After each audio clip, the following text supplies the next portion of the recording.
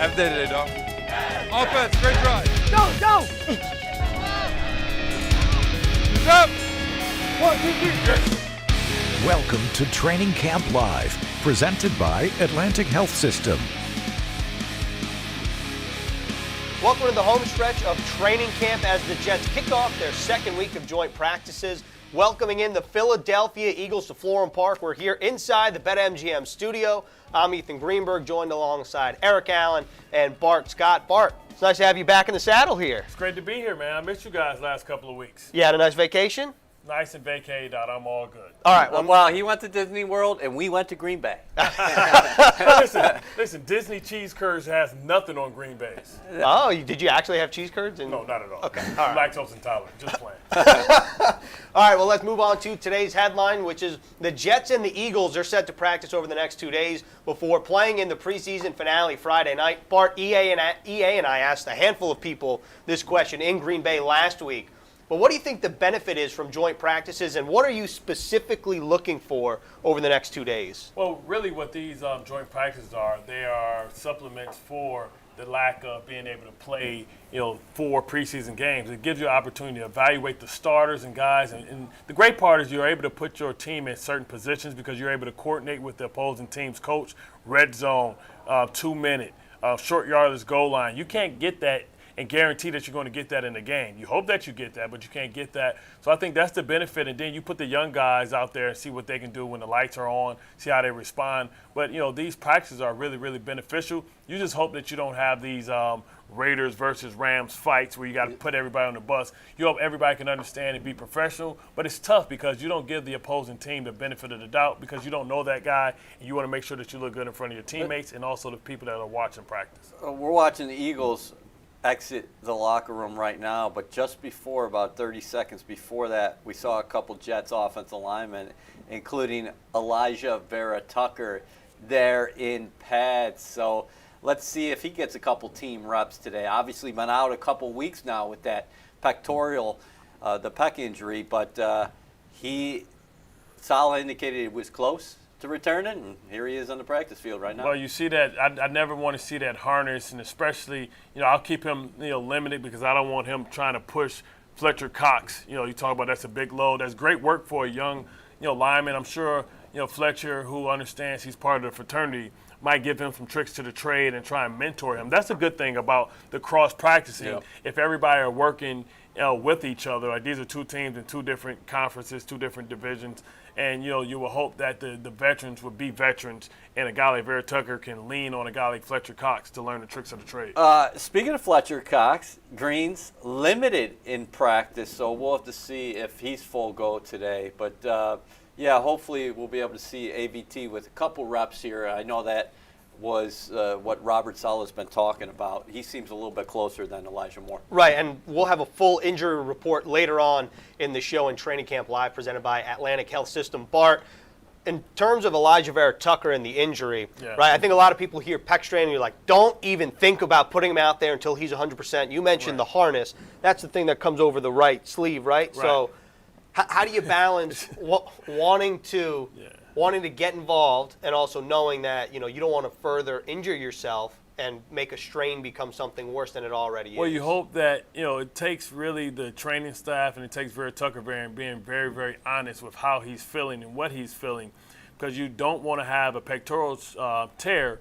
But, outside of pectoral tear, also the pectoral is connected to the bicep. So when you hear guys tearing their bicep, that's all connected and kind of rolls up. So you want to protect him. That harness is going to stop him from being able to extend. We call that the T-Rex harness, right? It keeps you in the pocket. It keeps his punches inside. I'm assuming his opponents will know that, but he's got to learn how to play with it. I've seen guys play with it as well, but it's too early in the season to be pushing through injuries. You still have some time where you can heal up without leaving your team vulnerable. Hey, have you ever put one of those on? I have never done that. I've never had pectoral bicep strains. Maybe some people can laugh and say I didn't have enough muscles to tear that. But, for me, for linebackers, more of labrums and things like that. But I've seen plenty of my pass rusher friends, Terrell Suggs, Peter Bower, play the entire year with it. it means that you have to rush from another end. But the good thing is it keeps Vera Tucker, keep him very disciplined in shooting his hands inside because he can't put it outside because the harness is going to restrict him. EA, didn't you tear your biceps years ago? Your biceps tendon, yes I did. Yeah, see, I did a lot more protein shakes than me. Obviously, all eyes are going to be on Zach Wilson, who is blocked right now by Josh Johnson. But Zach Wilson, we'll talk about him later in the show. But you can see the green and white this season at MetLife Stadium, beginning with the 2021 home opener on Sunday, September 19th, against the New England Patriots. Secure your seats at nyjets.com/tickets. All right, let's move to our Camp Spotlight segment. And with injury comes opportunity, such as the case for rookie linebacker Jamien Sherwood, who's set to take over Jared Davis's spot, who's expected to return from an ankle injury around week 6, EA. Jets really like this linebacker group. Unfortunately for them and the veteran linebacker, he's going to be out for a while. You never want to see the stretcher. We saw that too many times in Green Bay. It started with Carl Lawson, then during the game, of course, Jared Davis carted off. Saleh didn't say it was a high ankle sprain. He just said it was an ankle injury. But Jamien Sherwood, he's making that conversion, Bart, from a college safety who played a lot in the box now to a linebacker on the pro level. And the Jets really like him so far in preseason action, 5 tackles. He had a fumble recovery in the third quarter against the Green Bay Packers. Talk about mental horsepower. Saleh and Jeff Ulbrich really like what this guy brings to the table, not just from instincts and athleticism and length, but he's really showing good command of the defense. Well, you talk about making that conversion. He's a guy that's played in the box. I'm assuming always on the weak side, opposite of C.J. Mosley and the Sam linebacker.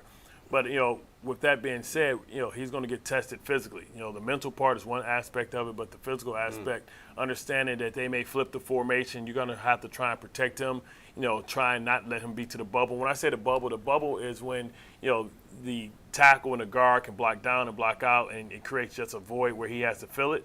He's going to have to come in there and show that he can be physical because they're going to try him early and often. And if he holds up, then they'll realize that they have to go somewhere else.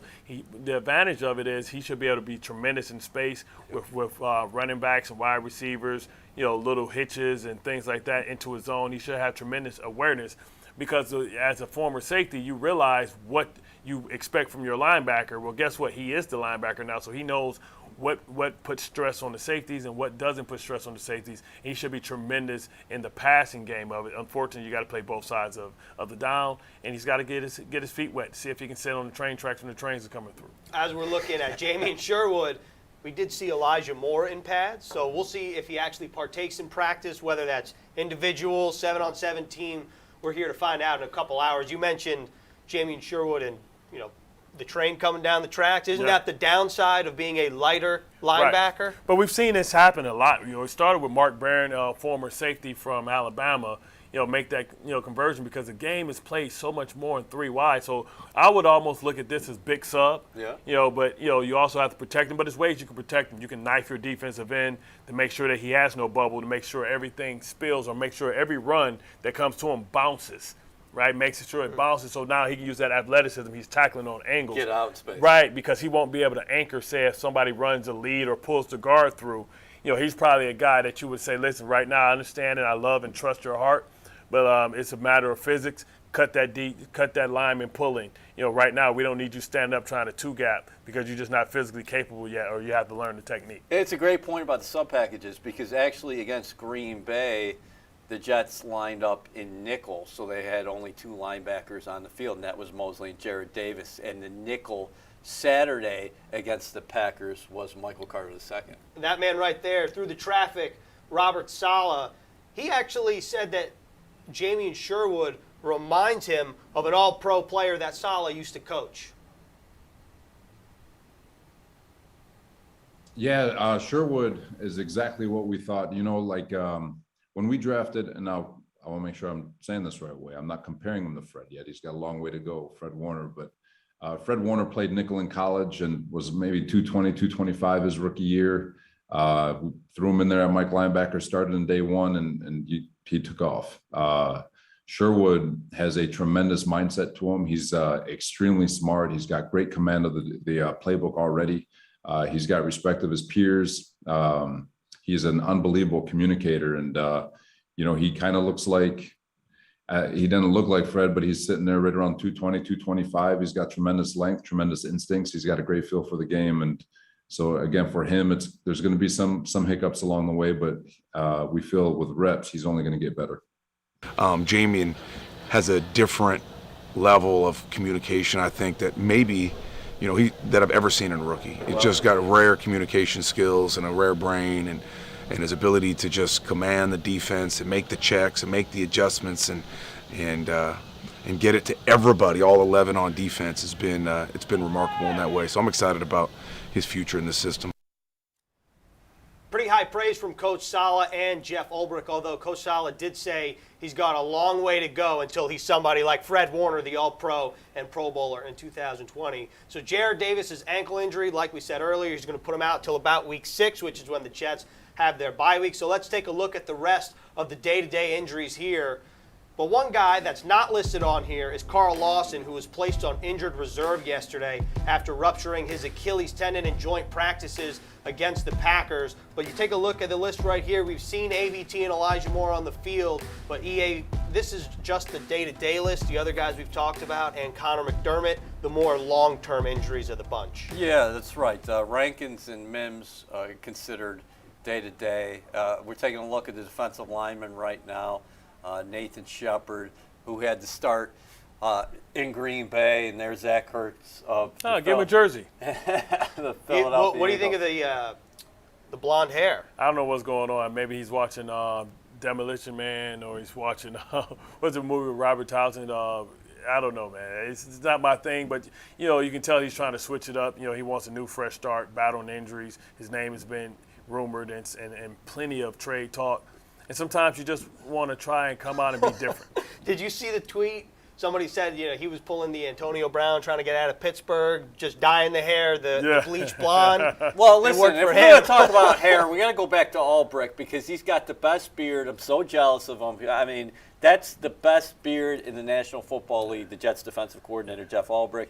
Ertz goes with the blonde hair. C.J. Mosley's got the Alabama maroon, right? Yeah, he's got the crimson, I should say. The crimson dreads. Yes. We were looking at the defensive line earlier. Right there, that's Jalen Reagor, who the Jets corners will see, the second-year player out of TCU. On the good news for the Jets defensive line, if you consider Carl Lawson the bad news, the good news is that Quinnen Williams is expected to receive a heavier workload over the course of this next week. He had about 10 to 12 reps last week. This week, he's supposed to get about 20 reps per practice, and Bart, this defensive line is going to go up against one of the better units in the NFL. They might be a little bit older, but they're also the big boys up front when fully healthy.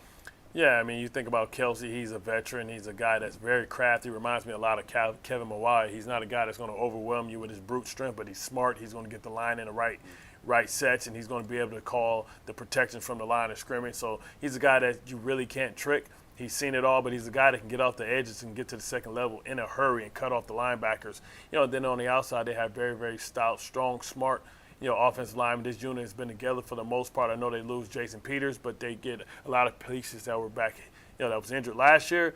So it's going to be a great test, right? Steel sharpens steel, and it'll be a lot learned this week by these guys going against each other. Two of the biggest left tackles in the National Football League, Jordan Mailata, of course, of the Eagles, and then Mekhi Becton of the New York Jets. Maybe they should sumo wrest.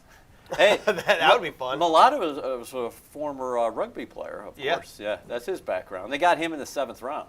And right there, we're taking a look at Jalen Hurts, the quarterback for the Philadelphia Eagles. I mean, you mentioned the Alabama Crimson Tide. I mean, I love like I like him a lot, but man, I don't know. He should go fight his barber, because that is a chili bowl on the side. And I should still be able to see that fade line. Hey, listen, if you don't have your helmet on like today, that's fair game. We're coming after you. That's a cap cut right there, man. Like, he must have did that himself, man. Cut. It's not quietly blended on the side. Like maybe he got it done in Oklahoma. Maybe you should give him the number of somebody in Florham Park when he's up here. Hey, listen, serious note, there's a lot of parallels here. First-year coaches on both sides of the ball, young quarterbacks.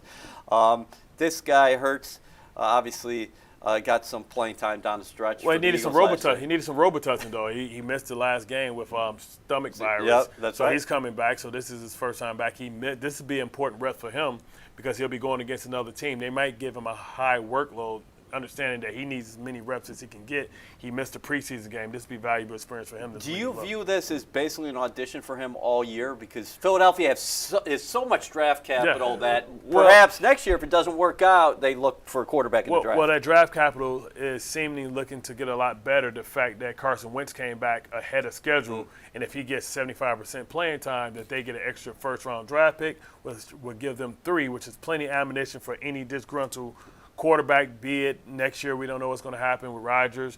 We don't know that it's year to year with Russell Wilson.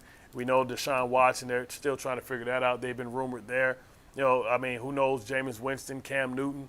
Yep. They're going to have options, and they're going to have the draft equity and capital. If he is the answer, they're going to have 3 first-round draft picks to get very important players and players that you expect to contribute early. If not, they have the ammunition to go get a quarterback. Ethan and I were super impressed with Aaron Rodgers just in practice play. He didn't suit up in game action, but that guy's a magician out there.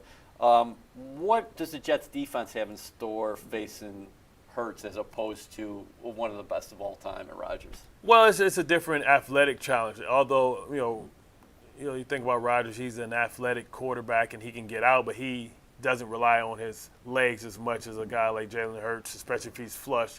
First read isn't there, second read isn't there. I expect him to use his athleticism to try and buy time to make off-schedule plays, but also look to hurt you if he catches you in man-to-man. With guys like this, you almost have to consider spying them, but if he catches you in man-to-man, your backs are turned, and it's an opportunity for him to get first downs with his legs. He'll take that opportunity. He's a 4'5" guy. He's a big weight room guy. Yeah. He's a big squat, hang clean guy. So, he may not look as physically intimidated as maybe Cam Newton, but he packs a punch. Look, we talked about Quinnen Williams earlier. Make sure to check him out tonight in the new episode 3 of One Jets Drive. That's releasing at 8 p.m. on all New York Jets platforms. And while Zach Wilson was impressive in both of his preseason games, let's zero in on the running backs because this Mike LaFleur offense will be predicated on running the football. The Jets have averaged 33 rushes as a team per game in their first 2 preseason games. For frame of reference, that only happened 2 times last season to have more than 33 rushes. So, Bart, can you talk about what changes for both sides of the ball when you commit to the run and, even if you establish it as well? Well, you talk about, limiting the possessions within a game. You talk about being able to dictate. And if you're able to get ahead two scores, you remember the days of Rex Ryan, the ground and pound, then now a good defense should be able to shut the door on opposing offense because they're going to get limited opportunities. You go into your 4-minute offense where you're trying to get 2-3 yards a pop, and then you're able to get the first down and put the defense on their heels. But also it allows your defense to stay rested so when they come out, they can play with their hair on fire and understand that the game is going to be shortened. They're only going to have to play 60 to 70 snaps opposed to the high 80s, which you see where, bad things happen when defenses, wear out. And especially when you think about the strength of this team used to be the depth of this defensive line with the loss of Carl Lawson. It's going to be a little different because they don't have the pure pass rusher. So it's going to be pass rusher by committee. But that allows those guys to stay fresh and be able to be popping out of their skin because they won't be tired from, extended drives, extended plays. Something that really went under the radar yesterday, Corey Ballantyne was waived. He had a 73-yard kickoff return against the Green Bay Packers. We're watching Michael Carter right now, who's actually rushed the ball 17 times in the preseason. I think we just saw that. He's averaging 4.4 yards a pop.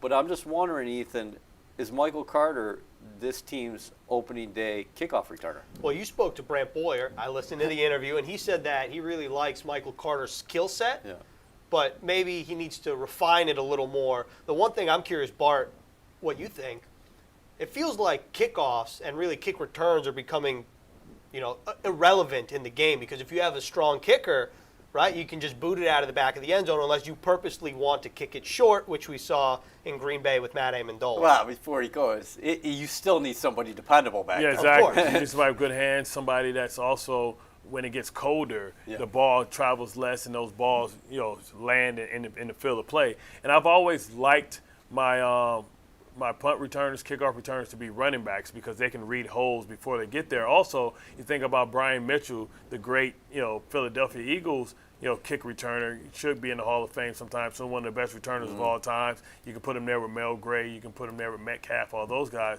Devin Hester. he's strong enough that, a lot of times on kickoffs, you got safeties, you got tight ends, you got guys that aren't really used to really tackling and getting the head across. And then, because you got offensive players and defensive players. But when you have a running back, they're able to break those little arm tackles that goes out there. And sometimes they may not pop it for the big one because they don't have the long speed. But, man, you talk about being able to set up on the 40-yard line and being able to do things like that. I mean, those who are Jet fans that are watching, which everybody is that's watching this program, remember Leon Washington and how difficult He's out it was. there. Right, little smoke. How difficult it was for him to be able to run through those tackles in good solid yards. It's not always about being able to take it to the house. Sometimes getting the ball on the 40 or the 50-yard line set your offense up for tremendous opportunity to be able to get points on the board. Ethan, what do you think about the running back distribution so far early in the preseason? We saw Tevin Coleman get his first action against the Packers, 4 carries, 19 yards. Ty Johnson's got a lot of work, and then it seems like Michael Carter's been mixed up and then followed by P. Ryan here. About P-Rod in particular, just keep in mind he was somebody that returned a couple kickoffs last year. Maybe with Ballantyne out of the equation, maybe he'll get some run in this preseason game at kick returner. But in terms of the distribution, I thought I understood why Tevin Coleman got the majority of the reps, at least in the beginning of the game last week against the Packers, because he missed the first action. He was banged up last year. I thought it's been pretty much about what I've expected. P. Ryan, I thought, got a little more run than I thought in the first game. We saw that was Michael Carter last week. So I'm interested to see what happens this week. Remember, Josh Adams still on this roster as the Jets enter their final week of training camp. Former Eagle. Maybe we'll see him get a little more love this week. So I thought it's basically been what I thought it was going to be. But let's head to some fan questions as we take a look at Elijah Moore on the field. Steve, I'm sorry if I butcher your last name here. Spaccarelli wants to know, with Carl Lawson out, Bart, is Saleh forced to run more linebacker and safety blitzes more often because he's concerned about the young corners being left on an island too much? Yeah, but that also exposes your corners as well. Understand where to go with the hot, but you have to get pressure. You can't let opposing quarterbacks sit back there and burp the baby all day. You can't allow them to allow, routes to come open down the field. You want to try and force the quarterback to get the ball in their hands. To do that, sometimes you're going to have to create some pressure. And listen, it all depends on how much Rankins and how much Quentin Williams are being able to be effective. Because if teams feel like they can base those guys up, that allows them to really release more people out into coverage, into the routes, which is going to continue to stretch the defense even more. Well, the next question I think kind of goes hand in hand with what you're saying. Brian wants to know, rumors on social media, Adam Schefter, said that the Jets are making a trade or they're looking to explore a trade for a pass rusher with injuries on the defensive line, namely Carl Lawson. Who are names that they can target, and how likely is a deal to happen? He can touch this one. Yeah. I mean, these guys are all under contract. Yeah. If you're looking Give us the elsewhere. name, Bart. I wish Everson Griffin would have been a perfect guy to kind of play. Had 6 sacks last year, but he got picked up by Minnesota. The rumor out there, right, of course, is this disgruntled Chandler Jones at 31. Maybe they want to try and get that money off the books, understanding that he wants a new deal at 31 years old. He's coming off a bicep tear, I believe. Mm-hmm. So I don't have any concerns about him missing the season because of IR last year, because you understand that that's something that could heal. Now, if it was a lower extremity, I would be more concerned about Chandler Jones and his age. But he's been one of the most productive, if not, I believe, the most productive pass rusher in the game for the last 5 years. I think, being able to get him, and if you can get him and sign him long term and give him maybe a 3-year extension or something that makes him feel good, the Jets have plenty of salary cap space. Could you imagine next year going into the following year? Sometimes you make moves not just for 1 year, but for the years in advance. Having Lawson and having Chandler Jones would probably give them the best defensive line in the league. If you think about Fadakasi, Rankins, then you think about Quentin Williams in there, what that potentially can be next year. Then the Jets are gearing up for that. I don't know what it'll cost, maybe a third or maybe a second, but Chandler Jones is definitely worth a look-see, a knock at the door, kick at the door. But that's a great point that Bart just made. Not only does this club have draft assets coming up, they have financial flexibility. Listen, holes to fill on this roster, no doubt about it. Yeah. But Douglas started making moves here this year, and we're going to see more in the future. But he set himself up for when things happen, and they want to strike, he can go get something. He really can. The other thing you got to keep in mind is Bart mentioned, I think, what a lot of people would consider a Tier A player in Chandler Jones. I got to keep your eyes on cuts coming up. Also, the Jets might claim somebody at all positions, and 2, also the Tier B or C players throughout the league. But real quick, can we just say Bryce Huff has had a very good camp? Vinny Curry, former Eagle, is going to come back. Hopefully he's adding something to the rotation. You got Kyle Phillips here as well, and former 49er Ronnie Blair. So you might have to. But they need a Tier A. Okay. Because they have Tier Bs. They have Tier Bs in his roster. Franklin Myers, these are Tier B type players. If you're going to make a trade, you're going to go get somebody. You want to get somebody that can be a difference maker. That's going to dictate the line schemes to the offense. That's what you need. That's what Lawson represented. If they would have lost somebody else, then they could have. If they would have lost Franklin Myers, then they could have. So if you're going, you got to go A. Otherwise, you don't go. Yeah, exactly. All right, we got 1 minute left. Quickly, we'll start with EA, then Bart, then me. The most impressive Jets in training camp is or have been who? Corey Davis. We just saw Elijah Moore out there running a route. He was the most electrifying player on the field early. Throughout training camp, I would actually go with Carl Lawson, but now that he's down, Corey Davis is just kind of a guy who's out there, consistently produces, is so solid, uses his body, is there for Zach Wilson on third down, great at the top of his routes, sure hands, love him. I mean, for me, you don't lose your spot because of injury. We're not Wally Pippen anybody out here. I think it's been Elijah Moore, right? When you hear the praise that he's received throughout the league, throughout the reports, now he comes back. I think he'll be healthy. It's always tough when you have rookie receivers because they don't know how to stay healthy. You think about receivers. I always compare them to fancy cars. They're Lamborghinis and Ferraris. But about fancy cars, man. But they're always in the shop. They're always in the shop, and the check engine light is on. Especially with receivers their first year. We've seen many of great receivers struggle with learn how to stay healthy. All right, I agree with both of those guys. I was going to say Elijah Moore until Bart said it. I stole it. I was looking at your Cliff Notes. Yeah, thank you very much. All right, that's all we have on this episode of Training Camp Live presented by Atlantic Health System. We'll see you tomorrow.